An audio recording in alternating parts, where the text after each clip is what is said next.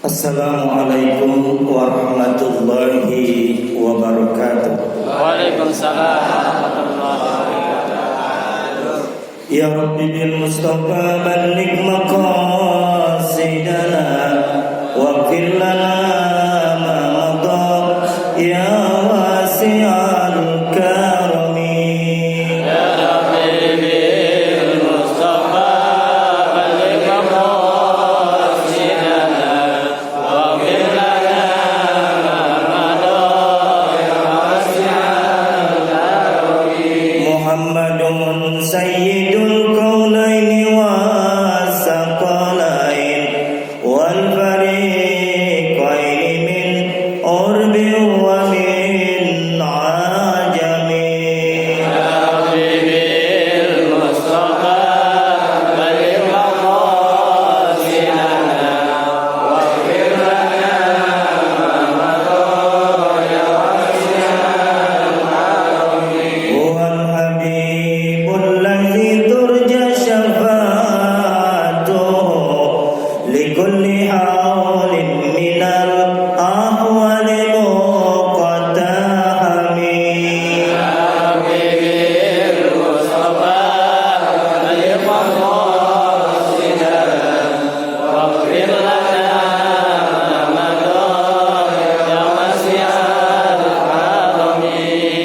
Bismillah walhamdulillah wassalatu wassalamu ala rasulillah Sayyidina wa maulana Muhammad ibn Abdillah wa ala alihi wa sahbihi wa man tabi'a huda wa la hawla wa la quwwata illa billah amma ba'du. Ila hadratil kiram wal muhtaram yang terhormat Bapak Camat Kecamatan Serpong Utara, yang dalam hal ini diwakili oleh Bapak Sekcam Bapak Dr. Andos Haji Sutang, yang terhormat Ketua DKM Masjid Nurul Bajri beserta segenap jajarannya, yang kami hormati Ketua Forum Komunikasi Dewan Kemakmuran Masjid dan Musola Kecamatan Serpong Utara, Bapak Dr. Haji Matoda SMSI, yang kami hormati segenap pengurus DKM dari semua kelurahannya. Hadir antara lain di sini yang kelihatan saya Pak Haji Jerry dari At-Taqwa. Terus itu ada Pak Muhammad Nur dari Buaran Bakujaya Prapanan, Nurul Ikhlas.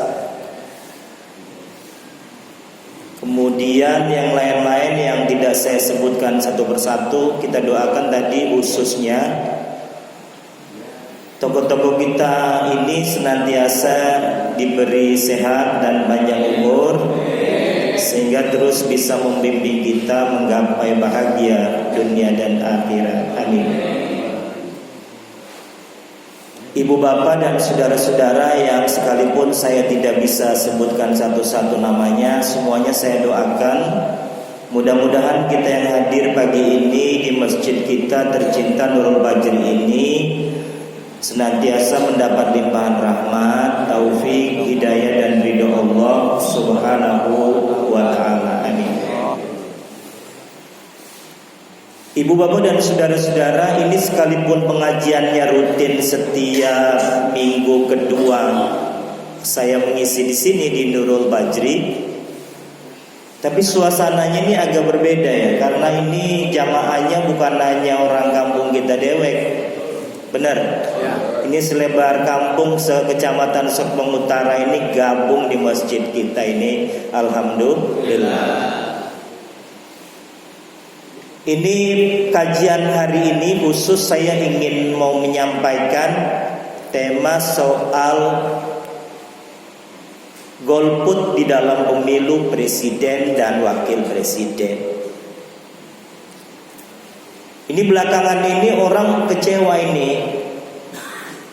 Salah satu pertanyaannya yang sering disampaikan gini, Pak Ustadz, ini kan dua capres yang bertarung besok April 2019, menurut saya dua-duanya nggak ada yang bagus.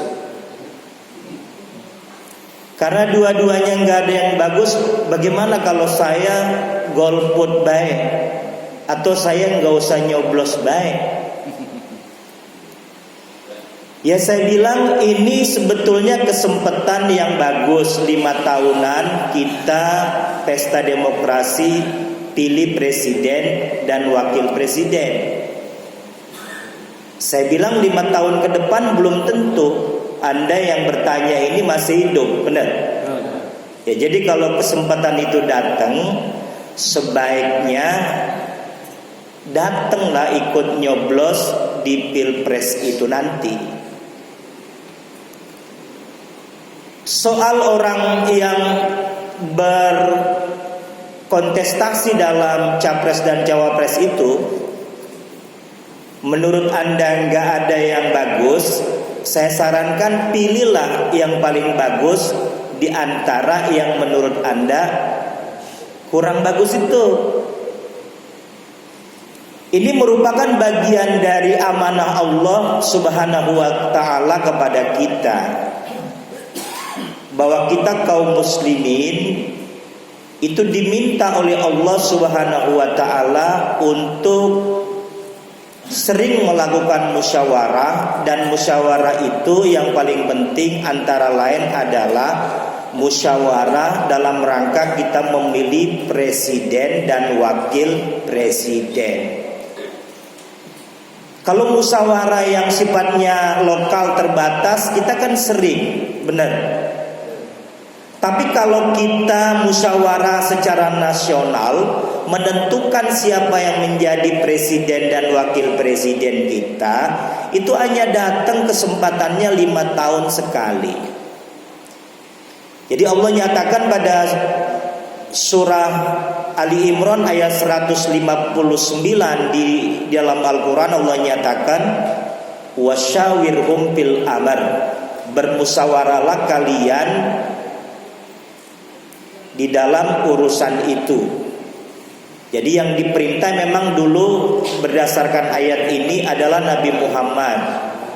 Jadi kalau Nabi Muhammad saja dalam soal-soal penting kenegaraan khususnya diminta bermusyawarah, apakah lagi kita yang bukan Nabi? Tentu lebih perlu lagi untuk bermusyawarah di dalam menyelesaikan persoalan-persoalan politik dan ketatanegaraan. Dalam kaitan ini saya ingin memberi panduan. Di dalam Al-Quran itu ada isyarat mengenai kriteria calon presiden dan wakil presiden yang layak kita pilih. Ini dikisahkan oleh Allah pada surah Al-Qasas ayat 26, di mana Allah berfirman, Inna khayra man istajartal qawiyyul amin.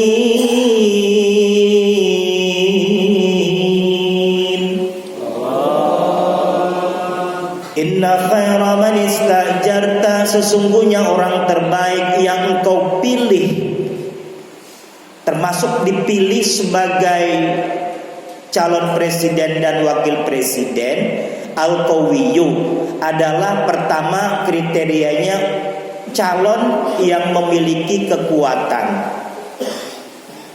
Dan yang kedua al-amin, calon itu bisa dipercaya. Jadi para ulama di dalam hal ini memberikan penafsiran, antara lain Ibnu Taimiyah memberikan catatan bahwa kriteria utama paling kurang calon presiden yang harus kita pilih, kita pertimbangkan manakala pada dirinya itu ada 2 kriteria. Pertama al-qawiyyu, dia harus kuat. Kuat itu bisa jadi gagah, postur sterek, ya kan, tampilan ganteng. Bisa jadi yang dimaksud kuat ini adalah orang yang punya kapasitas kekuatan di dalam disiplin ketentaraan, atau dia yang berlatar belakang tentara atau berlatar belakang militer. Jadi al-qawiyyu ini perlu kita pertimbangkan. Tapi Ibnu Taimiyah itu melihat al-qawiyyu itu bervariasi. Bisa jadi tadi kuat dari sisi soal ketentaraan, bisa jadi pada saat lain kuat dari sisi keilmuan, bisa jadi pada kali lain kuat dari sisi integritas dan moralitas. Jadi panduannya begini, cara kita memutuskan. Kalau negara kita sedang berhadapan dengan musuh, baik dari luar ataupun dari dalam negara kita, dan musuh itu tidak mungkin bisa dihadapi kecuali oleh presiden yang punya latar belakang militer, maka perlu kita memilih calon presiden yang punya latar belakang militer. Satu. Kedua, kalau negara kita tidak sedang berhadapan dengan musuh yang membahayakan stabilitas negara kita, tapi kita sedang berhadapan dengan kondisi negara yang banyak sekali terjadi korupsi, kolusi dan nepotisme atau kecurangan politik di mana-mana di negara kita terjadi. Maka pada saat seperti itu, calon presiden yang harus kita pilih, kita tidak perlu memilih calon yang memiliki latar belakang militer atau tentara. Tapi yang harus kita pilih adalah calon presiden yang memiliki moralitas dan integritas yang bagus, sehingga dia bisa memberi contoh. Kalau dia bilang jangan korupsi, sendirinya tidak korupsi. Tapi kira-kira bagaimana? Berwibawa enggak kalau dia bilang, saudara-saudara semuanya rakyat saya jangan ada yang korupsi ya. Nyatanya dia sendiri korupsi. Bagaimana itu? Berwibawa enggak? Tidak berwibawa. Jadi pada saat kondisi seperti itu, kita tidak perlu calon presiden yang berlatar belakang militer. Tapi bisa jadi yang dimaksud adalah orang sipil, tapi dia memiliki kekuatan dari sisi integritas dan moralitas. Saya tidak akan menyebut nama. Bapak mau milih siapa, mau nomor berapa, silakan. Karena itu hak ada pada pribadinya masing-masing, benar? Nggak mungkin kemudian ustadz di masjid mengarahkan misalnya begini begitu, pilih siapa misalnya, nggak ada. Jadi kriterianya aja yang kita bangun, kita perhatikan itu. Dan kemudian al-amin, bisa dipercaya. Bisa dipercaya itu antara lain dia memang betul-betul dia bisa mengurus kita. Kita yakin negara ini maju di tangan dia, rakyat sejahtera, sembako murah. Itu kan harapan ibu-ibu ya Bu. Jadi ibu-ibu mah yang penting presidennya siapapun nggak peduli ya Bu ya. Bu, yang penting ibu mah sembako murah, laki jangan pernah berhenti ngasih duit, benar? Siapapun presidennya, kalau laki kita nggak kasih duit belanja bagaimana? Susah. Jadi saya ingin ingatkan, jangan gara-gara pilpres yang hanya 5 tahun sekali itu kita ribut, kita berantem, itu nggak perlu. Emang kita dapat apa kalau presiden udah kepilih? Ya kan kita mah sama baik. Kita kalau nggak kerja kan sama aja kita nggak bisa makan, benar? Emang apa kejadian misalnya ujung-ujung kita udah pilih calon presiden kita, tiba-tiba kita susah banget, dia tolong kita, dia kasih kerjaan kita, dia bagi duit kita, dibikinin rumah kita, anak kita dia sekolahin dan seterusnya. Emang bisa begitu?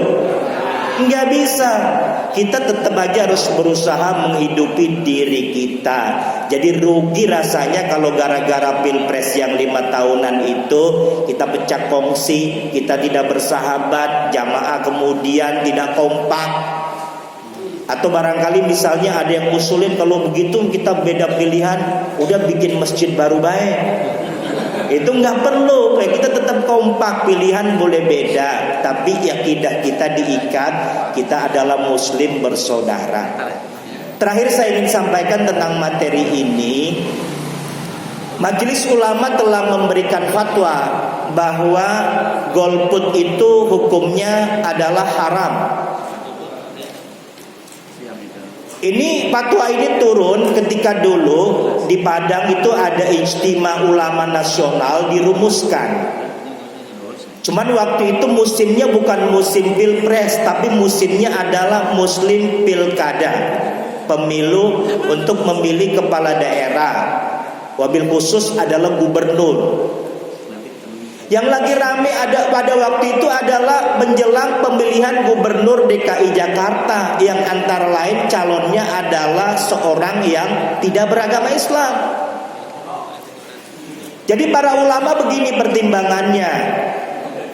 Kalau sekiranya umat Islam mau golput, artinya tidak mau datang ke bilik suara untuk memilih, untuk mencoblos, lalu gara-gara umat Islam tidak mau mencoblos, tidak mau datang ke bilik suara, akibatnya kandidat gubernur yang beragama Islam itu kalah gara-gara orang-orang Islam golput alias nggak mau memilih.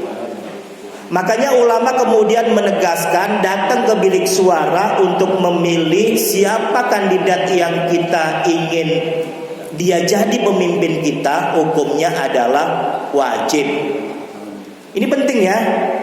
Jadi besok kalau kita mau bikin rame Pilpres 2019 di bulan April mendatang, maka kita harus serentak guyup bahu-membahu secara bergelombang datang ke TPS masing-masing. Setuju? Urusan siapa yang kepilih itu bukan urusan kita, benar? Siapapun yang kepilih di antara dua kandidat yang mau bertarung besok, itu salah satunya pasti akan jadi presiden kita, benar?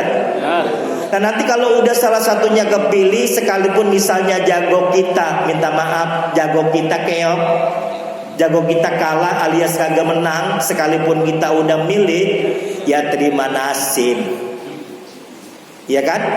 Faiza azam tafatawakkal 'alallah. Kalau kamu sudah bertekad bulat untuk mengerjakan sesuatu, tawakal kepada Allah. Jadi saya mau pesan besok April semuanya kalau bisa, kalau nggak ada sakit, nggak ada halangan mendesak, nggak keluar negeri dan seterusnya, atau kalau keluar negeri juga cari perwakilan KBRI di luar negeri. Pak, saya mau nyoblos nih. Jangan sampai kita kehilangan momentum untuk Pilpres itu. Sehingga kalau kita udah memilih, insya Allah kita udah bersaksi di hadapan Allah nanti bahwa kita sudah ikut bertanggung jawab, ingin memberikan sesuatu yang terbaik untuk bangsa dan negara kita. Jadi mudah-mudahan kita berharap dan berdoa kita yang hadir di sini ini besok semuanya pada Pilpres bisa sehat walafiat, bisa nyoblos, dan jagonya insya Allah menang. Kalau ternyata nggak menang, terima bagian, jangan ribut-ribut. Kita dukung siapapun yang menang itu jadi presiden kita bersama, insya Allah. Itu saja yang dapat saya sampaikan karena kelihatannya kita mau makan bareng ini. Boleh.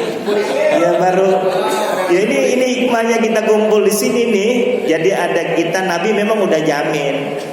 Man aroda ayyub satulahu bi rizki, barang siapa yang pengen banyak rezeki, wa ayyub sa'alahu bi asarihi, dan pengen dia panjang umur, paliyasil rohimah, maka mestinya yang bersangkutan pandai menjalin tali silaturahim.